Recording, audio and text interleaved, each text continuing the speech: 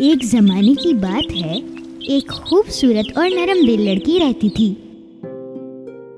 एक दिन जब उसकी अम्मी दुनिया से चली गईं, तो उसके अब्बू ने दूसरी शादी कर ली। उसकी सौतेली पत्थर दिल माँ की 2 बेटियां थीं, बिल्कुल उसी की तरह। उसकी सौतेली माँ और सौतेली बहन उसके साथ बहुत बुरा सलूक रखती थीं। तुम हमारे साथ एक टेबल पर नहीं बैठ सकती हो। तुम हमारे साथ नहीं बैठ सकती। ओहो, क्लास गिर गया। अब जल्दी आओ और ये साफ करो सिंड्रेला। जब उसकी सौतेली बहनें बाहर घूम रही थी, तो उसे घर में रहकर सारे काम करने थे। घर में हर कोई उसे सिंड्रेला के नाम से बुलाता था।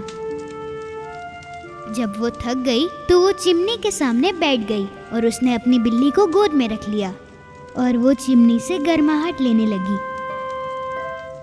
एक सुबह उनको एक दावतनामा मौसूल हुआ।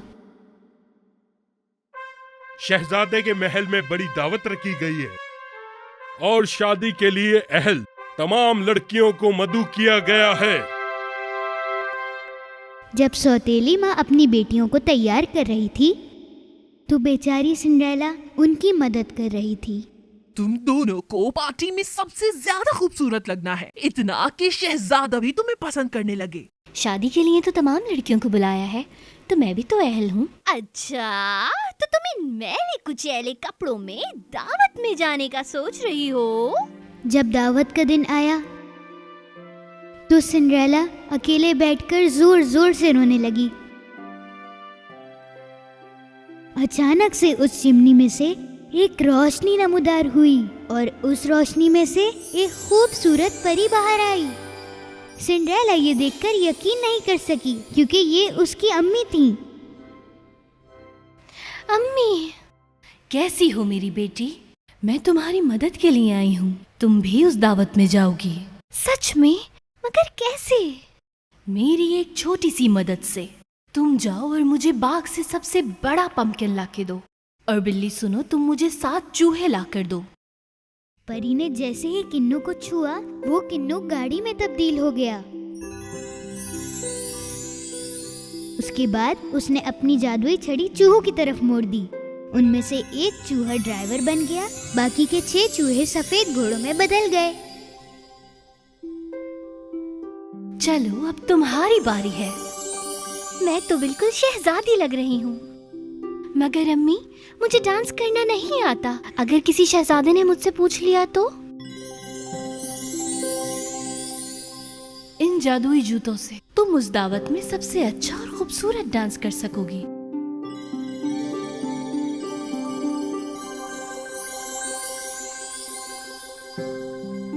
तुम शहजादे के साथ जरूर डांस करना, मगर ये मत भूलना कि ये जादू 12 बजते ही सारा का सारा खत्म हो जाएगा। इसीलिए तुम्हें 12 बजने से पहले ही दावत से बाहर निकलना होगा। आपका बहुत बहुत शुक्रिया अम्मी। मैं वादा करती हूँ कि वक्त से पहले आ जाऊंगी। अम्मी, क्या मैं कभी आपको दोबारा देख पाऊंगी? मैं हमेशा तुम्हारे साथ हूँ।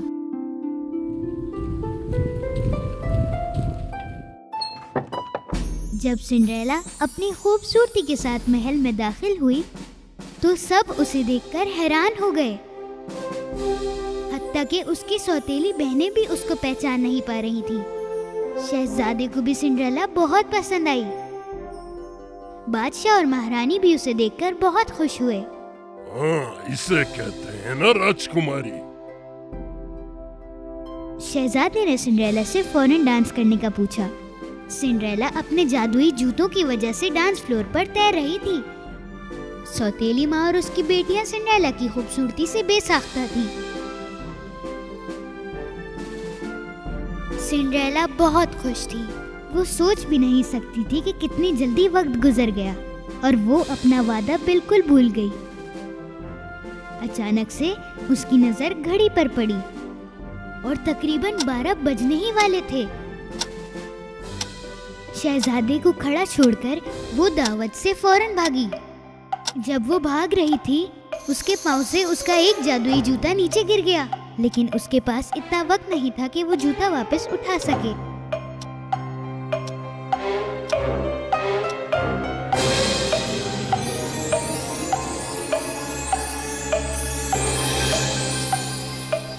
सिंड्रेला के पीछे भागते हुए शहजादे को जमीन पे सिंड्रेला का जूता पड़ा हुआ मिला। इस जूते की मालकिन को फौरन तलाश करो, चाहे उसके लिए पूरी दुनिया ही क्यों ना ढूंढना पड़े। शहजादे के सिपाहियों ने मुल्क भर का सफर किया और हर दरवाजे पर दस्तक दी और हर किसी को जूता आजमाने की इजाजत दी, लेकिन वो जूता किसी को नहीं आया। और आखिर में सिपाही सिंड्रेला के घर आए। उसकी सौतेली बहनों ने अपने पाँव में जूते पहने। अरे थोड़ा सही तरीके से पहनाओ। हाँ, ये मेरी ही बेटी का है, वो तो सुबह से उदास है। लेकिन उन दोनों के पैरों में जूते नहीं आए। एक सिपाही ने बोला कि कैप्टन, मैंने इस घर में एक लड़की को और देखा है। कैप्टन, इस घर में एक और लड़की मौजूद है। जैसे ही सिंड्रेला ने जूता अपने पाँव में डाला, वो जूता सिंड्रेला के पाँव में बिल्कुल फिट आया।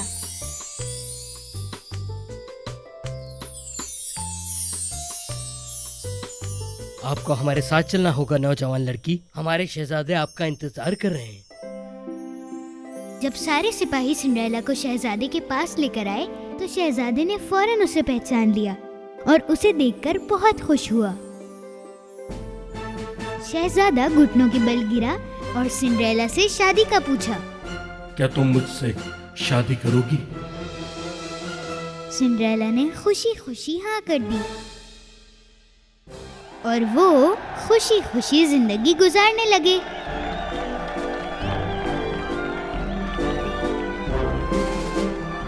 लेकिन ये कैसे हुआ कि मेरे जूतों ने अपना जादू ही खो दिया?